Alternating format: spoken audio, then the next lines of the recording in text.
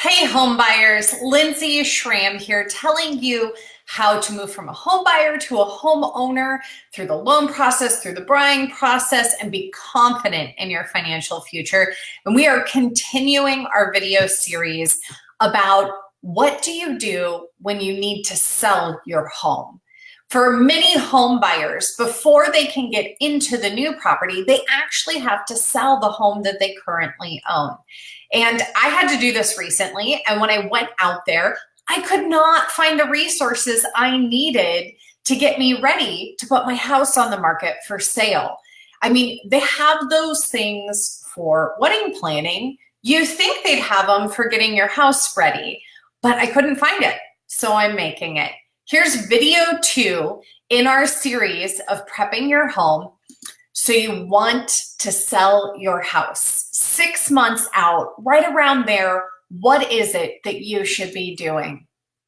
Well, when you're around 6 to 3 months out, you're getting a lot closer to being ready for the market. And so you're really doing what's called preparing to list. And today in that kind of area, we're talking about 3 different things. We're going to be talking about purging.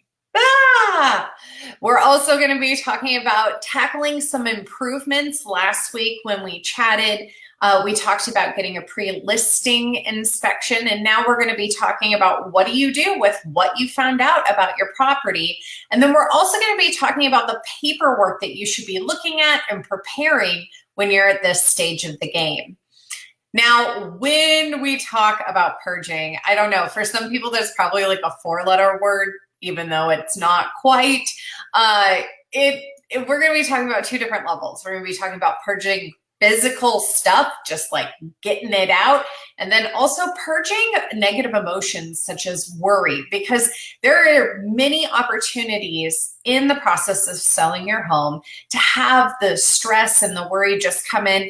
Part of the reason for this series is to really minimize that for you. But there were some things. I talked to some people I know who had to sell homes, and they said, here are some of the things that came up later, created some worry, and we didn't realize we should be working with them before our home was even on the marketplace. So the goal when purging physical stuff is that when a potential home buyer walks into your home and goes, oh, I love it, they should be looking around and feeling like it is spacious, inviting, and consistent throughout your property. And so when you start the initial stages of purging, you're thinking, what am I physically getting rid of it? Like it's going away forever. And then the secondary thing that you're thinking about is, if it's not going away forever, where should I store it? First, though, it's just getting rid of stuff. So when you're this far out, you have some time. And you can actually go and trade things in. Things that fall into the trading category tend to be books. So you can take it to a used bookstore and ask for cash. Now, if you're staying in the same community that you're living in currently, you could trade it in for credit and be able to use it once you're in the new property. But if you're moving across the state or moving to a different city that isn't an easy commute, trade in for cash. I know that you aren't going to get the dollar value for it that you could if you did just a general trade-in for credit, but you're not going to be able to use that credit if you're doing a big move. So just get the cash that you can. It's going to help you in your buying process.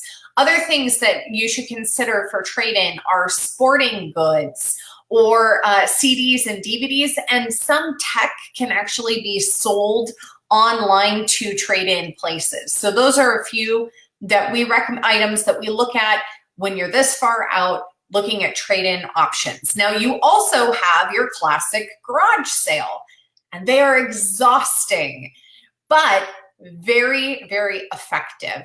When you're thinking about a garage sale, don't just think about doing a garage sale by yourself, though.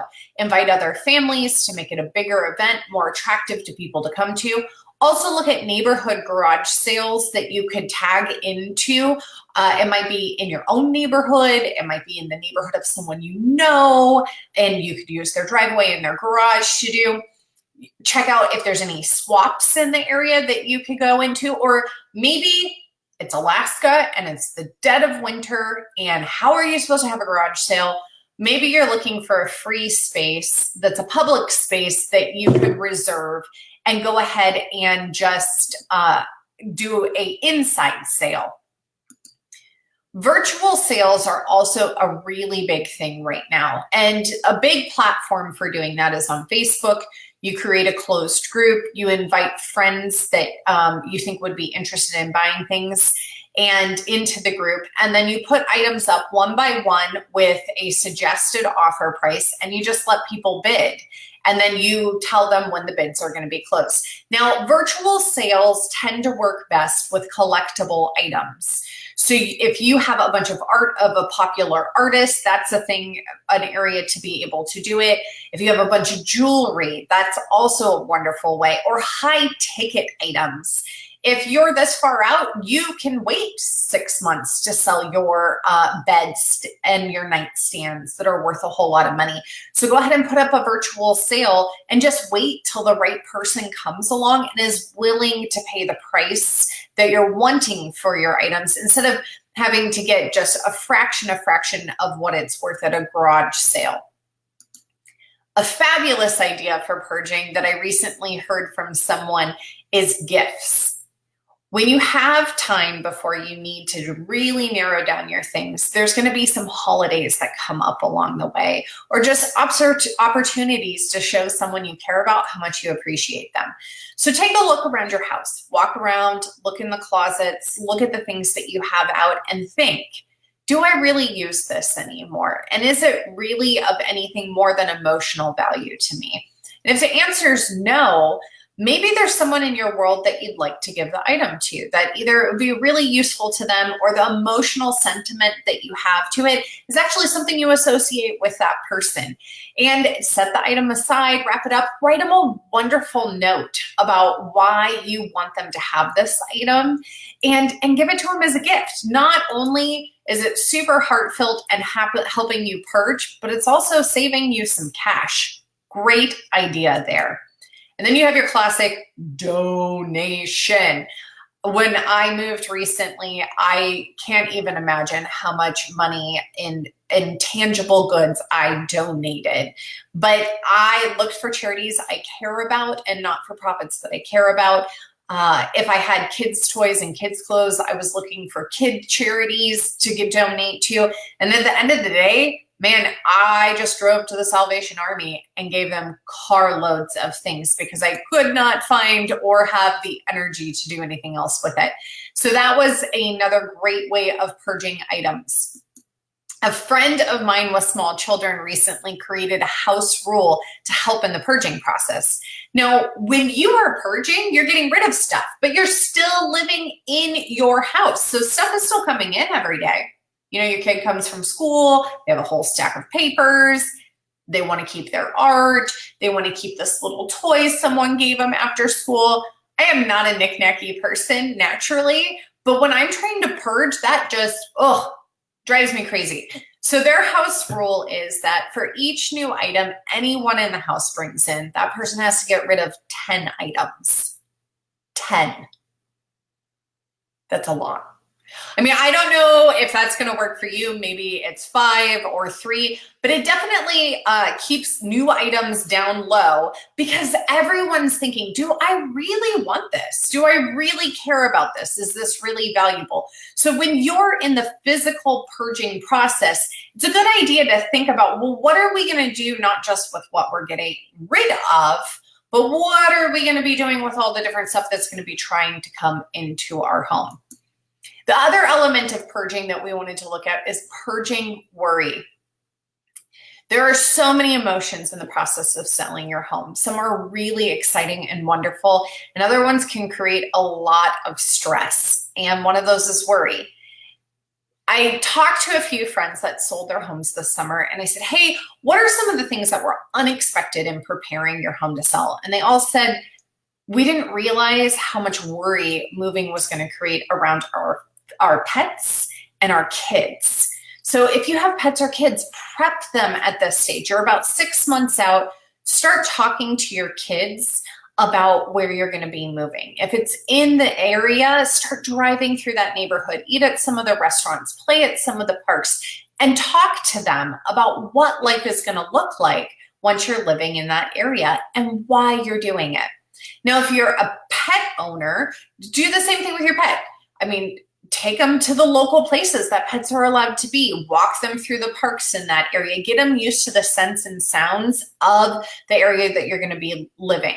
Now, if you're moving across the country and you're not able to take a trip with either your pet or your kids, go ahead and look it up online and see what are the things that you can find online that are going to be exciting when you get there. Now, that may not work so well with your pet, but with your kids, it's great. Get on YouTube, get on the internet, show them pictures of their school and the playgrounds. With your pet, though, you're going to want to talk to your vet and see if there's anything you should be doing now to get your pet ready, whether that's shots or just spending extra crate time to prepare them for the big travel. Last time when we did the video at about a year out, we talked about a pre-listing inspection. And when we're about 6 months out, this is a time where we can start looking at doing some of the repairs and improvements that were suggested either by the real estate agent or the home inspector when they came through the property. So this is a time where you're going to be able to start shopping around for the best quotes or how to fix things yourself for any of those repair items. But it's also a time as you're getting into your closets and places like that to look up opportunities for touching up the property to get it looking clean and consistent. So this is the time that you start painting some of the crazy new colors in your home a more neutral color so that it's appealing to a wider audience. It's also the time that you would be looking for consistent light fixtures through the property, or maybe changing out the faceplates on some of your light switches and your plugins. Cheap things, not very expensive, but create a clean, consistent look throughout the property. The last thing we're going to talk about is paperwork. Who likes papers? Anyone? Anyone? Bueller? I suggest that you start creating a file of paperwork at this point. One of the folders in this file would be receipts. Other things would be documents your real estate agents are getting you. And then another one would actually be the state disclosure. So whatever state you're selling your property in, they're going to have some paperwork that you as a seller have to fill out that the buyer gets to look at. Now, 6 months out might seem like a lot of time, and you're thinking, I don't need to start that. But let me tell you, the state that I sold in, the paperwork was extensive, and I wanted to get it right because I wanted any potential buyer to feel comfortable and confident that they know everything that's going on with the property. A separate file folder that's super helpful to future buyers is they're imagining life in this home and imagining the security that they can feel and what things are going to look like is helpful things that come into play when you're owning the home. So what kind of security system do you have and how does that work? What warranties do you have on your appliances? What kind of landscaping plants do you have? Are they annuals and perennials? Whew, we got that one out. Perennials, and just help your future buyer. While they may not be interested in all that, it sure does tell them you care about your property and give them a lot more confidence in making a good offer on the home. So when you're 6 months out from getting your home onto the market, you're looking at purging to create clean, spacious, and consistency through your home. But you're also looking at purging negative emotions so that you can stay upbeat through this process. You're starting the improvement process, whether that's repairs or just getting some touch-ups done. And you're also continuing with some base level paperwork. Next week, we're going to be talking about what to do when you're right on the doorstep of getting your home there at the 3-month mark. Thanks for tuning in, home buyers. We love being able to work with you through the loan process as you become a confident homeowner. If there's anything we can do for you, just send us a message.